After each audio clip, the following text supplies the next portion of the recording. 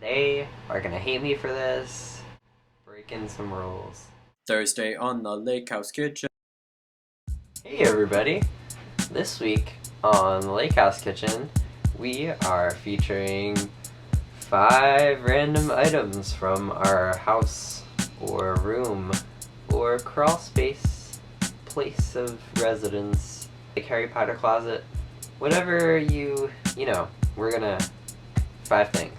I am taking sort of a little twist. I am going to be featuring 5 books, and technically I'm not breaking any rules because these were all found in my room. We are going to be doing it by size of the books. I'm gonna start with this one.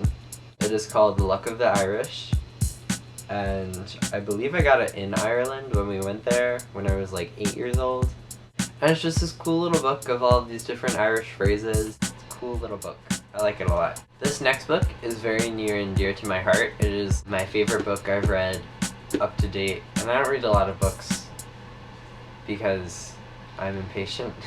It's just like a bunch of really cool facts, but it's all laid out in such a way that it's like readable, like you can pick it up and put it down and stuff, and I don't know. I really like it. It's called The Power of Babel by John McWhorter, and it is a book about a natural history of language. And as you guys know, I'm like obsessed with language and linguistics and everything, the whole relationship and everything, and it's really neat. If you're into like languages and like anthropology or just like history, this is your book because it's really awesome. I like it a lot. I want to reread it this summer because it's really neat, and I always like finding new things in it that I forget I read about. So yes, The Power of Babel by John McWhorter. This book is the Music Lover's Encyclopedia. It says it's compiled by Rupert Hughes. My mom got this for me. She was at some like rummage book sale, and this was like in the stacks, and she saw it and it was cheap and it had music, so she picked it up for me. It's really neat though. I like it a lot. For one thing, I have a deep appreciation and kind of like an obsession with old books, because it's kind of like taking a snapshot of what life was like, just the way they wrote and everything, and like very first page where they have the title and everything, just the way it's, I don't know, I like the typing and everything. The content of this book is also very interesting. They have charts about music, a pronunciation dictionary for all of like the foreign names. They have short biographies of musicians. They have biographical dictionary of musicians, abbreviations, titles, dignities, institutions, etc. Synopses of 90 operas current and present day. There's a whole musical terms dictionary section of this. I really appreciate this. It's really cool.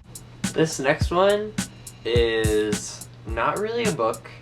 It's more of a quasi-book, actually. It's a magazine that I acquired in New York City when I went on a trip with all of these lovely folks on this channel. It's just from one of those like magazine stores that they have all over New York City.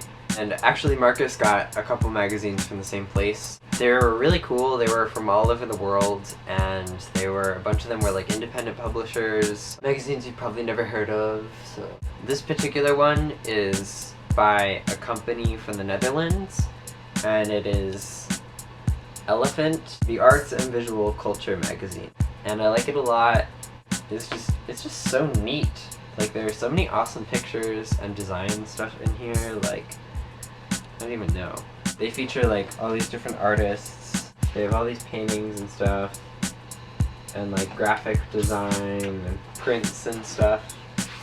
And I just like it a lot. It's really neat. It's a fun thing to look through when I need like inspiration or something, just bored and want to look at art. So yeah, Elephant. And last but certainly not least, 60s Design by Philippe Garnet, and it's a Taschen book. I don't know if you guys are into Taschen, but it's like one of my favorite publishers.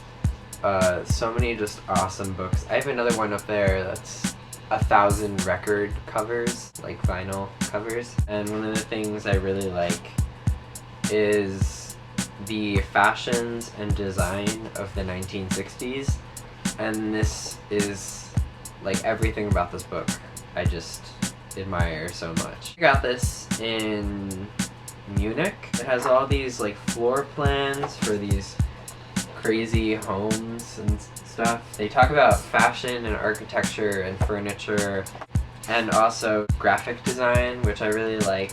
So they have the 1964 Tokyo Olympics poster for that with all of the different symbols that they made for the different sports. It's really neat because it's sort of like a time capsule, so you get to see kind of a general view of what life in the 1960s was like in terms of designs and art and fashion and everything. And best part about this, the entire thing is in French, English, and German.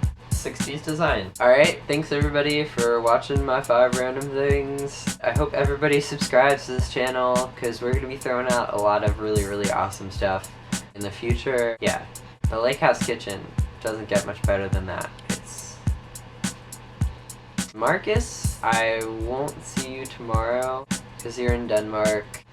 So Campbell, I will see you on Monday. Bye everyone.